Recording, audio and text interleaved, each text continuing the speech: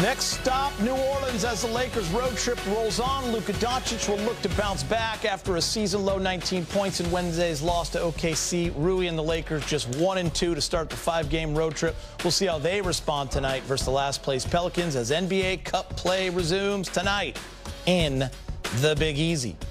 Hello and welcome to Access Sportsnet Lakers, brought to you by Mercury Insurance. I'm Chris McGee alongside Danny Green and James Worthy. Bounce back time tonight. How are we doing, Danny? Doing good, man. Can't complain. Always good to have you back. The weather could be better, but weather could be better. I'm enjoying it. Yeah, big game. How we doing, buddy? I'm here, man. I'm good. We're good. Here with fellow Tar Heel. Yeah. Not Yeah. fellow Tar Heel, but Tar Heel. Yeah. Yeah. And, you know, I want to say congratulations to you and Jess for Thank you, buddy. just an outstanding job. Your daughter signing officially with USC. Oh, and I Means a lot. remember when she was 4 years old. Nice. I know. And you were jogging with her on the beach early in the morning and kinds of getting her stuff. involved. And Wow. just congratulations, brother. It means a lot. That's man. a big Thank one. you so much. Yeah, it was a special day. So thank you, big game. Bringing that up. I appreciate it, buddy. Lakers got a reality check Wednesday, playing the NBA's best team, Go, the Oklahoma Millie. City Thunder. James tried to make me cry early. OKC trashed the Lakers, has held them well below their season average. LA scored 26 points below their average of 118 in the first 11, shot 11 percentage points worse from the field, 7 fewer assists, and turned the ball over 20 times for 26 Thunder points. So listen, they're coming off a blowout loss. OKC's been doing that to everyone, by the way. But it's an opportunity to bounce back. This is an NBA Cup game. What can you learn from that one, James? I know it's early. Well, Oklahoma defending champions. And, you know, once you've won a championship, you don't want to settle for anything else. So they have a loaded team, and they're coming back as if they want to win another one, back to back. I think that's the standard. So they got measured. They were measured by the best team in the league. Turning the ball over was a no-no from the beginning. They could not penetrate the Oklahoma defense at all. There was not any assists, no ball movement. So they have to learn that, you know, you have to be in attack mode and have to be able to deviate sometime and have other guys, you know, do some things. So they learned something. I'd be interested to see what the coaching staff, you know, had to say to them about that game.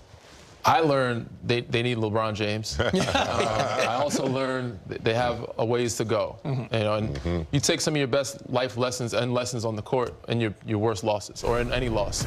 So just watching how they played and how OKC was, you know, they could go to the film and say, you know, this is the standard we need to be at. If we want to become champions, we got to learn to play like them or be intense to them defensively, and offensively. We have to be sharper. We can't turn the ball over.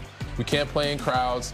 We can't have silly, unforced errors, which some of them were. And they had a rough night. But, again, you take this on the chin, take it as a learning lesson, keep it moving forward, keep it in the back pocket, and prepare every game as if you're playing the Oklahoma City Thunder, which we did in San Antonio. So when you get to that moment in the playoffs, you get an opportunity to redeem yourself. It was 7 games that Shea has not played in the fourth quarter. Out of the 12. That's how you win championships. That's old mentality right there. You go into the game saying, okay, this team has no business, you know, on the floor with us. You take care of business. That's championship mode. Yeah. Yeah, and we were talking about they don't even have even three with bodies guys. down. Yeah. Two of their best wing defenders in Frightening. Jalen Williams and Lou Dort. Those guys are out, and then Aaron Wiggins as well was out. So for them to do that, they've shown a lot of maturity and growth from a team that's all just won a championship last year. Yeah. And when you won a championship and you're getting better this soon, this early, it's scary for the league. The foot's still on the gas. Yeah, and that shows, again, that shows a lot of maturity and that they're locked in, and I'm impressed by them. Yeah, it's not so much I mean, the personnel is amazing what they have, but the system. It doesn't matter. You can take somebody out, plug somebody in. Their role players are ready. It's how the system rolls, and that's why who they are. You got to give a lot of credit to A.J. Mitchell. He stepped up in a huge way. Isaiah Gauchos. Joe, another guy Isaiah Joe. I've got a chance to play with. Those two guys have been balling with the absence of the other guys sitting out. So they're keeping them afloat, not even keeping them afloat, but they're winning games and winning games pretty comfortably. And I'll be honest, like tonight's opponent is not in the same category as the Thunder. That's just the way the NBA is. The New Orleans Pelicans, on the flip side, are 2-9 on the season. Trap game, though. Right? Bottom trap, always. Bottom 5 team in terms of record. Also in the bottom 5 in NBA in offense, defense, and point differential. To make things worse, they traded their 26 first rounder to Atlanta to move up and take Derek Queen in last summer's draft. So listen, this is a great bounce back game, right? The Pels ranking at the bottom, but you cannot take it lightly. And Danny, hopefully this is one you learned from that Atlanta game. Yes. Hence why I said trap game. Yes. Because you play a team like OKC and you play a team like this, you think it's going to be night and day of your opponent. You cannot fall asleep or take them for granted or take them lightly at all, because this Pelican team is still very capable. They are an association. This is the NBA. They're a very well, I'm going to say rounded, but they're a team good enough to beat anybody on any given night. And that's why the game is so special and so fun, because it's unpredictable. So you got to come out early, focused, and bring some intensity. And if you don't do that from the jump and you let this team get confidence, it could be an ugly game for you. And you know what, guys? I saw tonight, I was reading through some stuff. Lakers are last in transition points. I mean, can that be a key tonight, James, to maybe kind of get going in that department?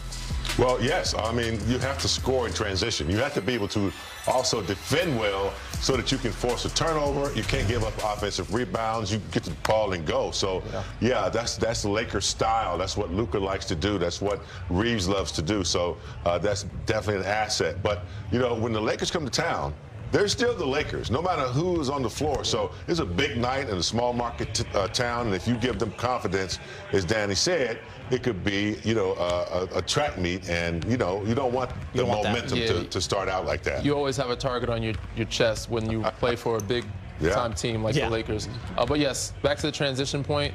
Learn a thing or two from OKC. How they score so much is by getting turnovers. So if they get better defensively, they can get out and run and get some more transition easy baskets, which, if you want to be the best team or the last team standing, you're going to have to go through that team or Denver, and you have to be able to get some easy baskets in transition. All right, well, let's bring in our guy, Mike Trudell, Laker reporter. Of course, he is there on the road trip in New Orleans. Mike, what you got?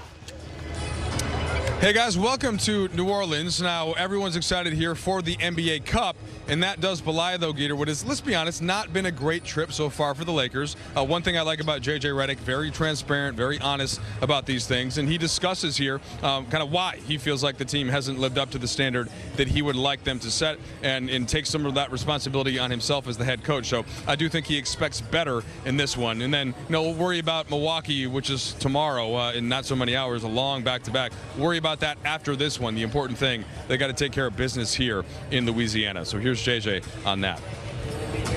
Yeah, I mean, we're watching film. You know, yesterday was a travel day,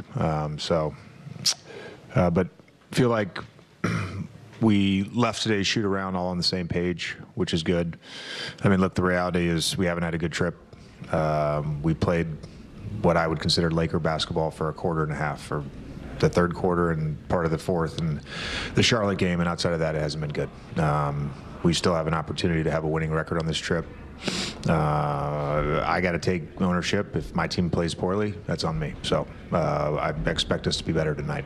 And then just one on New Orleans, obviously with Zion out, more usage for Trey Murphy, and the same thing happened last year. He's able to really grow into it. Where does he kind of fit, and you put into the scouting report, and anything else stand out about the Pelicans? Well, I think with Trey, you have to be very aware of him off the ball. They run a lot of off-ball screens for him. You have to find him in transition. You have to locate him. And then he's, you know, an excellent cutter as well. And particularly with Queen at the 5 and them running their delay action, you know, they're putting the ball in his hands and kind of just moving around that. So our physicality is going to have to be important. You know, this hopefully is a game that we set the tone from the beginning. We haven't got off the good starts in any of the quarters so far on this trip. We need to be physical tonight. JJ, what's the word you've gotten from South Bay in terms of LeBron's kind of how he's looked, what he's been able to do, and how he's kind of held up physically? Well, I gave you the update the other day on the practice. He had an individual workout today. All right, so there's J.J. Redick. And look, Eater, as I mentioned, long trip, but I'm getting some energy from this court. Happen to love it. The blue, the kind of navy blue and the red. And also getting some inspiration from Millie McGee signing with USC yesterday. What a moment for you, man. We're all proud of you. That looked pretty awesome. Appreciate it, man. Getting a lot of love from all you guys means a lot. Thank you, Mike. Appreciate that, buddy. No doubt. All right. J.J. Redick just mentioned, thank you, brother. J.J. Redick just mentioned this young man. Trey Murphy III will get plenty of attention from the Lakers defense tonight with Zion out, leading the team in scoring, averaging close to 19 points a game for the Pelicans this season. Plus, after struggling